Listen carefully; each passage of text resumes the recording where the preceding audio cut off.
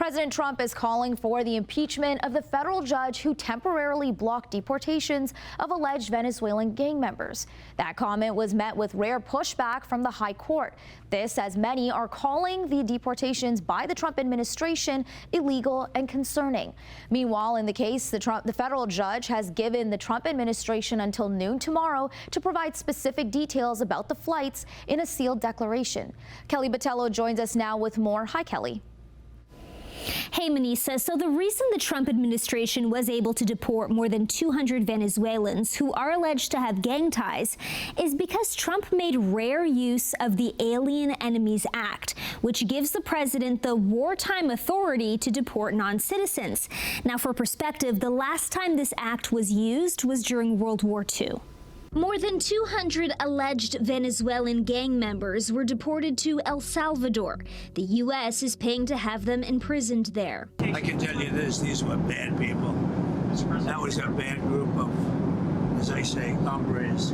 But the American Civil Liberties Union is pressing a federal judge to compel the U.S. government to retrieve the Venezuelan nationals deported under the Trump administration's invocation of the Alien Enemies Act, arguing that the administration may have knowingly violated a federal court order. What this case is about is using a wartime authority during peacetime. And think about the implications of it. The government is saying it's unreviewable for a federal court to look at whether we've designated a particular group as a threat and we use the Enemy Aliens Act. If the government has this power and the president has this power, any group of people could all of a sudden be designated enemy aliens.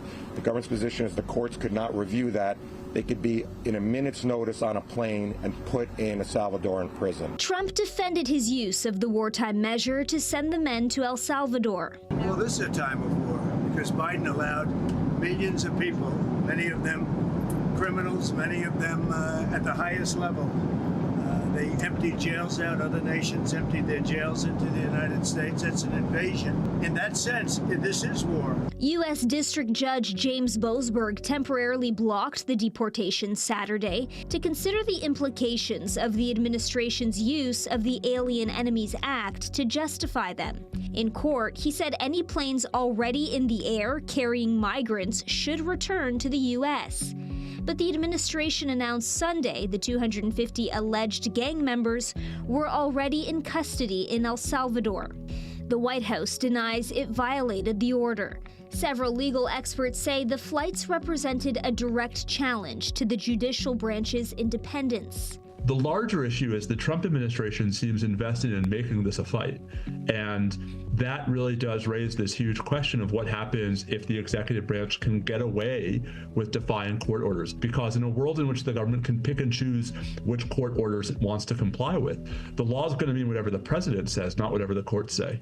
And picking a fight is exactly what Trump is doing. On Truth Social posted today, Trump called the judge a radical left lunatic, a troublemaker, and an agitator who should be impeached. Supreme Court Chief Justice John Roberts pushed back on Trump's comments, issuing a rare statement saying impeachment is not an appropriate response to disagreement.